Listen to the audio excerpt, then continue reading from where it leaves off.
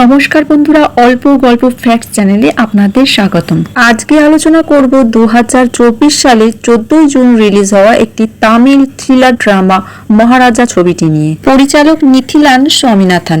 মুভিটির IMDb rating আছে 8.7। নাম ভূমিকায় অভিনয় করেছে দক্ষিণী তারকা বিজয় সেতুপতি। বিপরীতে রয়েছে অনুরাগ কাশ্যপ। সিনেমার চরিত্র, গল্প এবং চমকপ্রদ টুইস্ট সবকিছু নিয়ে আলোচনা করব আজকের ভিডিওটিতে। চলুন কথা না বাড়িয়ে এবার আসল গল্পে আসা যাক। গল্পটি শুরু হয় একটি সেলুনের মধ্যে, যেখানে আমরা লিড অ্যাক্টর বিজয় সেতুপতিকে দেখতে পাই। বিজয় সেতুপতির চরিত্রটির নাম মহারাজা, যে একটি সেলুনে কাজ করে। সিনেমার শুরুতেই তাকে খুব একটা করুণ মুখ নিয়ে দাঁড়িয়ে থাকতে দেখি আমরা, এবং তার মালিক তাকে বলে যে এরকম মুখ নিয়ে দাঁড়িয়ে থাকলে কুকুরও এখানে চুল কাটাতে আসবে না। ঠিক তখনই একজন ভদ্রলোক একটা কুকুর নিয়ে সেখানে আসে এবং বলে, আমি নিজে চুল কাটাতে এসেছি, তবে কুকুরের নয়। এরপরই মহারাজা তার মালিকের কাছ থেকে দুদিনের ছুটি নিয়ে তার মেয়ে এবং বউকে নিয়ে যায় শপিং করতে। পরের দৃশ্যে আমরা দেখতে পাই মহারাজা একটা টয় শপে তার মেয়ের জন্য কিছু খেলনা কিনে এবং তার বউকে দূরের থেকে সেগুলো দেখিয়ে দেখিয়ে জিজ্ঞাসা করে কোনটা নেব। ফাইনালি একটা খেলনা চয়েস করার পরে দোকানদারকে দাম দিয়ে ঘোরার সাথে সাথেই মহারাজা দেখতে পায় একটা ট্রাক তার বাড়ির ভেতরে ঢুকে যায়। এই ঘটনায় মহারাজার স্ত্রী সঙ্গে সঙ্গে মারা গেলেও তার মেয়ে বেঁচে যায়। ঘরে থাকা একটা লোহার ডাস্টবিন তার উপরে পড়ে এবং সে সেটার তলায় চাপা পড়ে। সেই ডাস্টবিনটা তাকে রক্ষা করে এবং সে প্রাণে বেঁচে যায়। 2009-এর এই ঘটে যাওয়া ঘটনা থেকে আমরা সরাসরি চলে আসি 2023-এ, যেখানে মহারাজার মেয়ে জ্যোতি খানিকটা বড় হয়ে গেছে। যে ডাস্টবিনটা জ্যোতিকে বাঁচিয়েছিল সেই ডাস্টবিনটাকে জ্যোতিরা নাম দিয়েছে লক্ষ্মী, এবং এটাকে তারা একদম ভগবানের মতো পুজো করে। প্রতি শুক্রবার এটাকে পরিষ্কারও করে। মহারাজা এতদিনে নিজের একটা সেলুনও খুলে ফেলেছে এবং সে তার মেয়ে জ্যোতিকে তার প্রাণের থেকেও ভালোবাসে। জ্যোতি পড়াশোনায় খুব একটা ভালো না থাকলেও স্পোর্টসে ভীষণ ভালো থাকার দরুন পিটি টিচার তাকে সব সাবজেক্টে হেল্প করত। আমরা দেখতে পাই মহারাজা তার দৈনন্দিন কাজকর্মে ব্যস্ত থাকলেও মাসে একটা ছুটি সে নিতই তার মেয়ের সাথে সময় কাটানোর জন্য। সিনেমাটিতে আমরা বাবা আর মেয়ের কিছু সুন্দর দৃশ্য দেখতে পাই। এখানে জ্যোতি তার বাবাকে ঠিক তার মায়ের মতো ভীষণভাবে শাসন করতে থাকে, কখনো লাইটের সুইচ অফ করার না জন্য বা কখনো দরজা খুলে রেখে চলে যাওয়ার জন্য। একদিন একটা ঘটনা ঘটে, স্কুল থেকে জ্যোতির ওপরে একটা দোষারোপ করা হয় যে সে একটা অশ্লীল ভিডিও সমস্ত স্কুলে ভাইরাল করে দিয়েছে। স্কুলের সমস্ত টিচার, প্রিন্সিপাল জ্যোতির ওপরে দোষারোপ করতে থাকে। তো সেই সময় পিটি টিচার অন্য একটি ছেলেকে নিয়ে এসে বলে কাজটা জ্যোতি করেনি, এই ছেলেটা করেছে। প্রিন্সিপাল ছেলেটিকে একটি চড় মারলেও এবার মহারাজা বলা শুরু করে দোষ করেছে ওই ছেলেটি, তুমি আমার মেয়েকে কেন দোষারোপ করলে, তোমাকে আমার মেয়েকে সরি বলতে হবে। প্রিন্সিপাল বলতে থাকে তুমি কি পাগল হয়ে গেছো যে আমি তোমার মেয়েকে সরি বলবো? সমস্ত গার্ডসকে ডাকে, কিন্তু মহারাজা তখন স্কুলের একটি পিলারকে ধরে নেয় এবং এমন শক্ত করে ধরে যে যতক্ষণ না সরি বলবে সে ওটিকে ছাড়ে না। এবার যদি কাঁদতে থাকে এবং প্রিন্সিপালকে বলে স্যার আপনি সরি বলে দিন, না হলে আমার বাবা ওই পিলারও ছাড়বে না। একটা সময় তো এরকম হয় মনে হয় যেন বাড়ির ছাদই ভেঙে পড়বে, তখন বাধ্য হয়ে প্রিন্সিপাল সরি বলে। ঘটনা এখানেই থেমে যায়। এরপর আমরা দেখি ঠিক এর 10 দিন পরের ঘটনা, যেখানে জ্যোতি স্পোর্টস এর জন্য স্টেটের বাইরে যায় এবং যাওয়ার সময় সে বাবাকে বলে যায় সময় মতো খাওয়া দাওয়া করবে, আমাকে ভিডিও কল করবে এবং লক্ষ্মীর খেয়াল রাখবে। এরপর দৃশ্য পরিবর্তন হয়। আমরা দেখতে পাই একটা সাপকে, যে মহারাজার বাড়িতে মহারাজার গায়ের উপর দিয়ে চলে। মহারাজা কিছু বুঝতে পারে না, কারণ সে অজ্ঞান হয়ে মেঝেতে পড়ে থাকে। ঘরের অবস্থা দেখে বোঝা যায় এখানে কোনো একটা বড় রকমের অশান্তি বা চুরি হয়েছে। আবার দৃশ্য পরিবর্তন হয়। এখানে আমরা দেখতে পারি একটা গুন্ডা টাইপের লোক তার দামি গাড়ি নিয়ে একটা গ্যারাজে যায়। সেখানে গিয়ে সে বলে যবে থেকে তার গাড়িটা সার্ভিস হয়ে রিটার্নে পেয়েছে, গাড়িতে তার একটা দামি চশমা ছিল সেটা সে পাচ্ছে না। এই বলে সে গ্যারাজের কর্মীদের মারতে থাকে। ঠিক সেই সময় সেখানে আসে গ্যারাজের এক কর্মচারী ধনাই গাড়িটি সার্ভিস করেছিল এবং একদিন লেটে সে গাড়িটা দিয়েছিল। আমরা এখানে বুঝতে পারি ধনাই চশমাটা সরিয়েছে। গাড়ির মালিক আর ধনার মধ্যে একটা হাতাহাতি হয় এবং তার থেকে বোঝা যায় যে ধনাও একটা ছোটখাটো গুন্ডা, সেও কয়েকবার জেলে গেছে। রাতে ধনা সেই পাবে যায় যেখানে সেই গাড়ির মালিক বসে মদ খাচ্ছিল। সে প্রথমে গিয়ে তার সামনে তার চশমাটাকে ভাঙে, তারপর সেই গাড়ির মালিককে প্রচন্ড মারধর করে। আবার দৃশ্য পরিবর্তন হয়, যেখানে আমরা মহারাজকে পুলিশ স্টেশনে বসে থাকি। মহারাজা পুলিশকে তার পরিচয় দিয়ে বলে তার নাম মহারাজা, তার একটা সেলুন আছে এবং প্রত্যেকদিন রাত 10টার সময় সে তার সেলুনটা বন্ধ করে বাড়ি ফেরে। মহারাজা বলে কাল রাত্রে বাড়ি ফিরে এসে দেখে তার বাড়ির দরজা খোলা, ঘরের ভেতরে 3 জন চোর তাকে ধরে তারা প্রচন্ড মারে এবং তার লক্ষ্মী অর্থাৎ তার ডাস্টবিনটাকে চুরি করে নিয়ে গেছে। সে একটা FIR করতে চায় যাতে তার ডাস্টবিনটাকে সে ফিরে পায়। পরে মহারাজা পুলিশকে বলে তার মেয়ে জ্যোতি গেছে স্পোর্টস ক্যাম্পে, সে ফিরে আসার আগে যেন লক্ষ্মীকে তার কাছে ফিরিয়ে দিতে হবে। মহারাজার এইসব কথা শুনে পুলিশ তাকে পাগল মনে করে। কিন্তু মহারাজাও তার জেদে অনড় থাকে, সে কমপ্লেন না লিখে যাবে না। পুলিশ তাকে সেখান থেকে ধাক্কা মেরে ভাগানোর চেষ্টা করলে মহারাজা দেয়ালে আটকে থাকা একটা কাঠের আঁকশিকে ধরে নেয়, ঠিক যেমন সে তার মেয়ের বেলায় করেছিল। সে সাথে মহারাজার হাতাহাতি শুরু হয়ে যায়, পুলিশ স্টেশন লন্ডভন্ড হয়ে যায়। এখানে আবার সাপটাকে দেখানো হয়, কিন্তু বারবার সাপটার কি ফাংশন ছিল বোঝা যায়নি। এখান থেকে কাহিনী অনেকটা ইন্টারেস্টিং হয়ে যায়। এরপরে আমরা দেখতে পাই ইন্সপেক্টর নটরাজনকে, যে একজন দুর্নীতিগ্রস্ত পুলিশ অফিসার। এক দম্পতির বাড়িতে কয়েক লক্ষ টাকা সোনার গয়না চুরি হয়। ইন্সপেক্টর নটরাজন সেই গয়না সেই দম্পতিকে উদ্ধার করে ফেরত দেয়, কিন্তু দম্পতি বলে এই গয়না নকল, আমাদের আসল গয়না কই। উল্টে ইন্সপেক্টর নটরাজন ওই দম্পতিকেই দোষারোপ করে, সামান্য একটা সরকারি চাকরি করে এত লক্ষ টাকার গয়না, এত সম্পত্তি তুমি করো কি করে, তোমাদের বিরুদ্ধে এবার তদন্ত শুরু করব। ওই দম্পতি ভীষণ ঘাবড়ে যায়। নটরাজন এবার নিজেরই সাজানো এক চোরকে ওই দম্পতির সামনে নিয়ে আসে। সাজানো চোরের সাথে হাত মিলিয়ে সেই সম্পত্তি নটরাজন নিজেই ভোগ করে। এরপর নটরাজন পুলিশ স্টেশনে ফিরে দেখে পুলিশ স্টেশনে হুলুস থুলুস কাণ্ড হয়ে গেছে। পুলিশ স্টেশনের চেহারা পুরো বদলে গেছে এবং সে সবকিছু অফিসারদের কাছ থেকে শোনে। সব অফিসাররা মহারাজার দিকেই আঙ্গুল তোলে। মহারাজা সেই নটরাজনকে আবার একই স্টোরি শোনায়। সে রাত 10টায় বাড়ি ফিরেছিল, 3জন গুন্ডা তার ঘরের ভেতরেই ছিল, সবাই মাস্ক পরেছিল, সে তার কারোর চেহারা দেখতে পায়নি। সেই গুন্ডারা তাকে প্রচন্ড মারধর করে, সে অজ্ঞান হয়ে গেলে তার ডাস্টবিন অর্থাৎ লক্ষ্মীকে নিয়ে পালিয়ে যায়। সে একটা এফআইআর করতে চায়। নটরাজন অন্যান্য পুলিশ অফিসারদের মতো মহারাজার এই কথা শুনে ভীষণ ক্ষেপে যায় এবং বলে এখান থেকে না গেলে গুলি করে তাকে মেরে ফেলবে। কিন্তু বন্দুকের ভয় দেখানোর পরেও মহারাজা আবার ফিরে আসে এবং সে পুলিশ অফিসারকে বলে আমার ডাস্টবিনকে যদি তুমি ফেরত দাও তাহলে আমি তোমাকে 5 লক্ষ টাকা দেবো। এই কথা বলার সাথে সাথে সমস্ত পুলিশ স্টেশনে হলচল তৈরি হয়ে যায়। সবাই বলতে থাকে ওই ডাস্টবিনের মধ্যে এমন কিছু আছে যার জন্য সে 5 লক্ষ টাকা পর্যন্ত দেবে বলছে। এবার পুলিশ নড়ে চড়ে বসে। মহারাজা মুভিটা একটা টাইম ট্রাভেল মুভি, কখনো গল্প চলে যাবে অতীতে। তো ছিল মেন স্টোরি। এবার আমরা একটা এর সাথে সাইড স্টোরিও দেখবো। এখানে আমরা আবার অতীতে চলে যাব, অর্থাৎ 2009 সালে, যেখানে আমরা দুজন চোরকে দেখতে পাই। একজনের নাম সেলভাম আর একজন সাবরি। তারা যেসব বাড়িতে চুরি করতে যেত সেখানে নিজেরাই রান্না করে খেত এবং এরকমই একটি বাড়িতে তারা চুরি করতে গেছিল এবং বাড়ির মেয়েটিকে চুরি করার পর তারা ধর্ষণ করে এবং তাদেরকে মেরে দেয়। বিশেষ করে কেউ যদি তাদের মুখ দেখে ফেলতো বা চিনে ফেলতো। আর সাবরি সে তো বাড়ির মেয়েদের ইজ্জতেই হাত দিত। সেলভাম এই কাজটা না করলেও সে সাবরিকে উৎসাহিত করত। এরপর আমাদের পরিচয় হয় সেলভামের পরিবারের সাথে, তার স্ত্রী অভিরামী আর মেয়ে আম্মু। এখানে আমরা দেখতে পাই আম্মুর পিঠে একটা বড় ধরনের কোনো ক্ষত রয়েছে। এখানে বলে রাখা প্রয়োজন সেলভামের স্ত্রী কিন্তু জানে না যে সেলভাম এরকম একটা জঘন্য কাজ করে। আর 5 জনের মতো সেও জানে সে আর সাবরি মিলে একটা ইলেকট্রিক শপ চালায়। সে সেটা চালায়, কিন্তু তার পাশে সে রাত্রির বেলা এই ধরনের জঘন্য কাজগুলোও করে। আবার গল্প চলে আসে 2023-এ। অন্যদিকে পুলিশ ও বুদ্ধি লাগায়, তারা বিভিন্ন দোকানে খোঁজ শুরু করে যে লক্ষ্মীর মতো সেম দেখতে আর একটা ডাস্টবিন, এটাকে তারা দুমড়ে টুমড়ে পুরনোর মতো দেখতে করে মহারাজার হাতে দিয়ে তার কাছ থেকে 7 লাখ টাকা নিয়ে নেবে। সেরকম ডাস্টবিন তারা কোথাও খুঁজে পায় না। অন্যদিকে মহারাজার সাই ঠিকানা প্রায় পুলিশ স্টেশনই হয়ে যায়। সে পুলিশ স্টেশনেই সারাদিন পড়ে থাকে। কার্যত সে পুলিশের গোলামে পরিণত হয়। কখন তাদের গাড়ি ধোয়, কখনো তাদের খাবার অর্ডার করে, তো কখনো তাদের চর থাপ্পড় খায়। এরপরে আমরা দেখতে পারি নাল্লা শিবম বলে একটা লোককে। সে আসলে পুলিশের গুপ্তচর। সে একটা চোর টাইপেরই লোক। পুলিশকে খোঁজ দেয় কোথা থেকে সে লক্ষ্মীর মতো দেখতে একই রকমের ডাস্টবিন তৈরি করতে পারবে। পর আমরা পুলিশ স্টেশনে একজন ব্যক্তিকে দেখতে পাই যে ধনার মিসিং রিপোর্ট লেখাতে এসছে। ধনা হচ্ছে সেই ব্যক্তি যার গাড়ি গ্যারাজে সারাতে দেওয়া হয়েছিল এবং পাবে গিয়ে ধনা যাকে মেরে এসেছিল।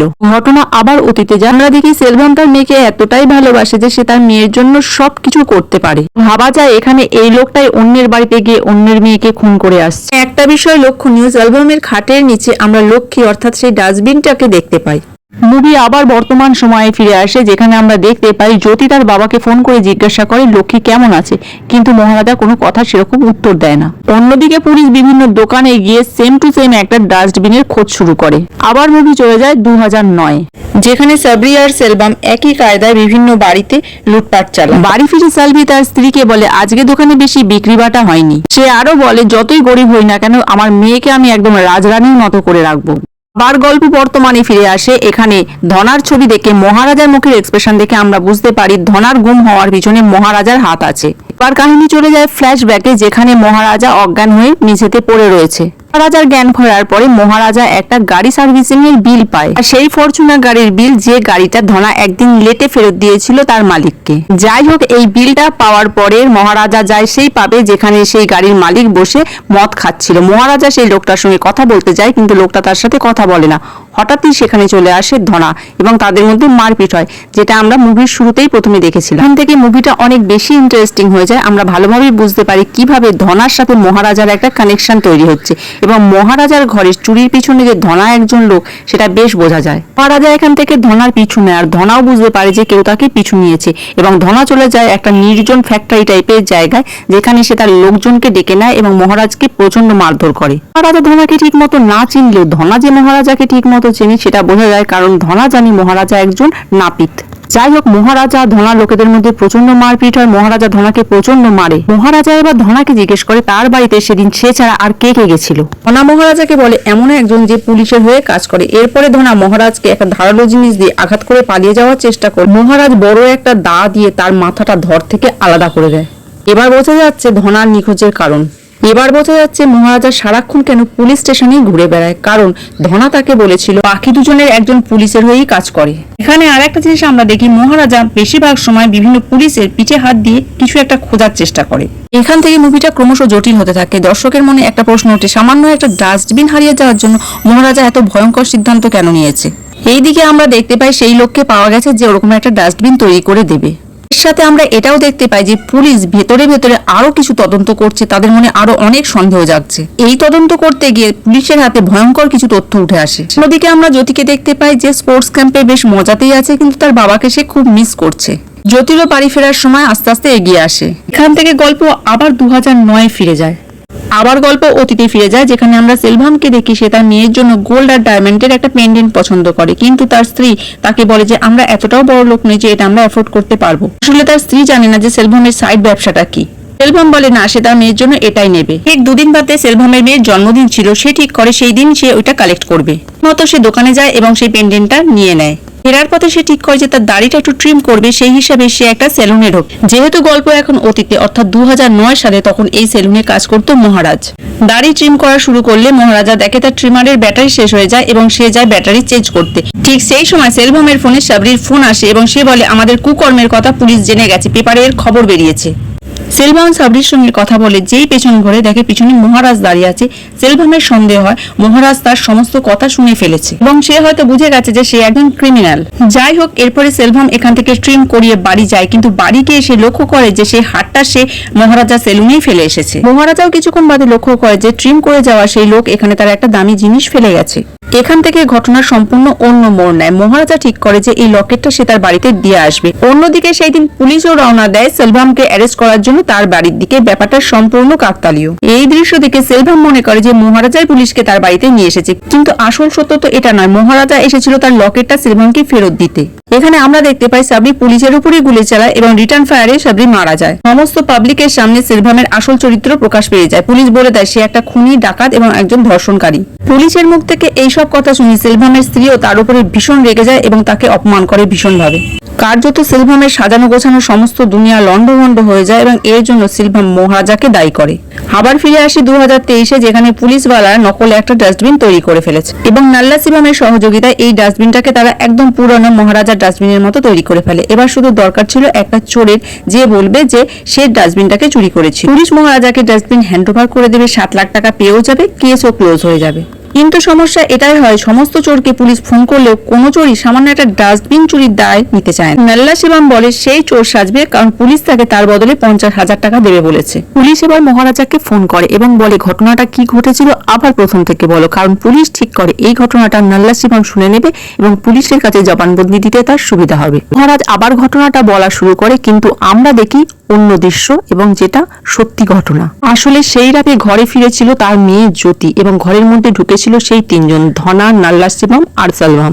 হ্যাঁ, প্রায় 13-14 বছর বাদে সেলভাম জেল থেকে ছাড়া পায় আর এই ধনা, নাল্লা শিবাম এরা সবাই তার জেলের বন্ধু। সেলভামের ছিল একটাই উদ্দেশ্য, মহারাজার সাথে বদলা নেওয়া। কারণ সেলভামের ধারণা ছিল মহারাজার কারণেই তার সবকিছু নষ্ট হয়ে গেছে। অন্যান্য দিনের মধ্যে ঠিক 10টার মধ্যেই মহারাজা তার সেলুন বন্ধ করে বাড়ি পৌঁছে যায়, কিন্তু সেদিন সে তার মেয়ে জ্যোতির জন্য একটা স্পোর্টস শু কিনতে যায়, ফলে তার দেরি হয়ে যায়। জ্যোতি ততক্ষণে তার স্পোর্টস ক্যাম্প থেকে বাড়ি ফিরে চলে আসে। জ্যোতি ঘরে ঢোকে, কিন্তু সে জানতো না ঘরের ভেতরে তার জন্য কি অপেক্ষা করছে। সেই সময় নাল্লা শিবাম আর ধানা জ্যোতিকে প্রচন্ড মারধর করে এবং তাকে কয়েকবার ধর্ষণ করে।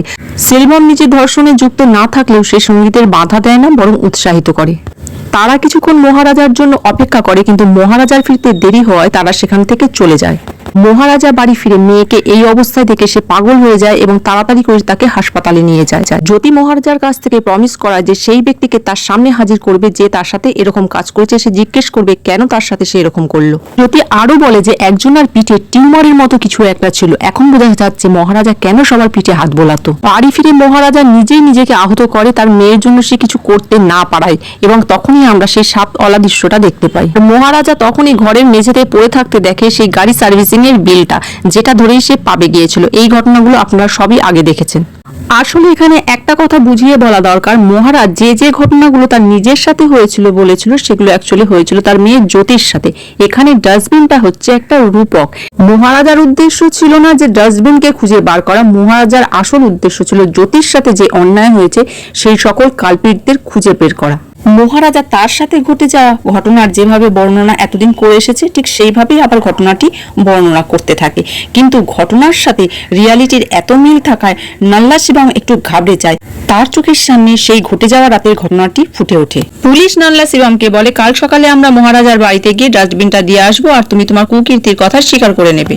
পরের দিন সকালে পুলিশ নাল্লা শিবমকে নিয়ে মহারাজার বাড়িতে যায় এবং নাল্লা শিবম স্বীকার করে সে সেই ডাস্টবিনটাকে চুরি করেছিল, কিন্তু তার বর্ণনার মধ্যে দিয়ে সেই রাতের ঘটনা ভীষণভাবে ফুটে উঠছিল। ডাস্টবিন ফেরত পেয়ে মহারাজা এমন ভান করে যে সে খুব খুশি হয়েছে এবং নাল্লা শিবমকে গলায় জড়িয়ে ধরে এবং তার পিঠে সে টিউমারের মতো জিনিসটা দেখতে পায়। এখানে আমরা পুলিশকে মহারাজার প্রতি একটু সহানুভূতি সম্পন্ন দেখি। পুলিশ মহারাজাকে বলে কি করবে এই নাল্লা শিবমকে, তোমার মেয়ের সাথে যে অন্যায় করেছে তার শাস্তি দেবে না? কারণ পুলিশ ভেতরে ভেতরে তদন্ত করে মহারাজার মেয়ের সাথে কি ঘটেছে সেই আসল সত্যটা জানতে পেরে গেছিল। পুলিশ মহারাজার হাতে একটা দা তুলে দিয়ে বলে তুমি যদি একে মেরে দিতে চাও তো মেরে দিতে পারো, আমরা এই কেসটা বন্ধ করে দেবো এখানেই। আর এক বিন্দু সময় নষ্ট না করে মহারাজ নাল্লা শিবমকে ওখানেই মেরে দেয়। বাকি রইল শুধু এবার সেলভাম। এবারই দেখা যাবে সিনেমার আসল সেই চমক। মহারাজা নাল্লা শিবমকে মারার আগে তার কাছ থেকে সেই তৃতীয় ব্যক্তির নাম ঠিকানা সব জেনে নেন। এখান থেকে মহারাজা যায় সেই কনস্ট্রাকশন সাইডে যেখানে জেল থেকে বেরোনোর পর সেলভাম কাজ করছিল। মহারাজা জিজ্ঞেস করতে থাকে সেলভামকে, কিন্তু সেলভামকে দেখার পরে সে এতটাই চমকে যায় এবং কেন চমকে যায় সেটা আমরা পরে বলছি। সেলভাম মহারাজাকে বলে আজ থেকে 15 বছর আগে তোর জন্যই আমার জেল হয়েছিল এবং তোর কারণেই আমার সংসার সবকিছু ছাড়খাড় হয়ে গেছে। আমি জেল থেকে ফিরে আমার মেয়ে বউ কাউকেই খুঁজে পাইনি, ওকে তো মরতেই হবে। এবার মহারাজা বলে আমি যেদিন তোমার বাড়িতে গেছিলাম সেদিন আমি পুলিশ নিয়ে যাইনি, আমি তোমার সোনার চেনটা তোমাকে ফেরত দিতে গেছিলাম। দুজনের মধ্যে অনেকক্ষণ মারামারি হওয়ার পর সেলভাম মহারাজাকে বলে আমার ফিজিক্যাল চোট তো ঠিক হয়ে যাবে, কিন্তু আমি তোমাকে যে চোট দিয়েছি সে কোনোদিন ঠিক হবে না। অনেক সেলভাম জ্যোতির সাথে ঘটে যাওয়ার নোংরা ঘটনাটি ইঙ্গিত করছিল। জ্যোতি তার পিটি টিচার আসিফার সাথে এখানে আসে, সে এখন অনেকটাই সুস্থ হয়ে উঠেছে। জ্যোতি সেলভামের সামনে বসে ফেস টু ফেস কথা বলে। সে বলে আমি অনেক স্ট্রং, আমি এটাও হিল করে যাব, কিন্তু তোমাকে একটা কথা বলি, তোমারও তো একটা মেয়ে আছে, শুধুমাত্র কটা টাকা পয়সা গয়নার জন্য মেয়েদের এত সর্বনাশ কেন করো তোমরা? কারণ জ্যোতির ধারণা ছিল টাকা পয়সা লুট করতেই সেলভামরা তার বাড়িতে এসেছিল। এই কথা বলে জ্যোতি তার সমস্ত গয়না সেলভামের মুখের উপর ছুঁড়ে সেখান থেকে চলে যায়। তো আমরা এখানে জানি যে সেলভাম মহারাজার সাথে বদলা নেওয়ার জন্য এই কাজ করেছে। জ্যোতির গয়নার পুটুলি থেকে সেই লকেটটা সেলভাম পায় যেটা সে তার মেয়ে আম্মুর জন্য বানিয়েছিল। এখানে আসে কাহিনীতে একটা বড় টুইস্ট, যেটা শুনলে আপনারাও চমকে উঠবেন। আসলে 2009 সেলভাম অ্যারেস্ট হওয়ার পরে তার বউ আর মেয়ে সেই ঘর থেকে চলে যায় এবং অন্য ঘরে শিফট হয়ে যায়। এরপর মহারাজা বলতে থাকে অনেক খোঁজাখুঁজির পরে একদিন সে সেলভামের স্ত্রীর খোঁজ পায়। মহারাজা এবং মহারাজার স্ত্রী একসঙ্গে সেই হারটা ফেরত দিতে গেলে সেলভামের স্ত্রী সেই হারটা নিতে অস্বীকার করে। সে বলে পাপের টাকায় তৈরি করা এই হার আমি নেব না। তখন সেলভামের মেয়ে খুব কাঁদছিল এবং রাস্তার উল্টো দিকে খেলনার দোকান থেকে মহারাজা যায় তার জন্য একটা খেলনা কিনতে।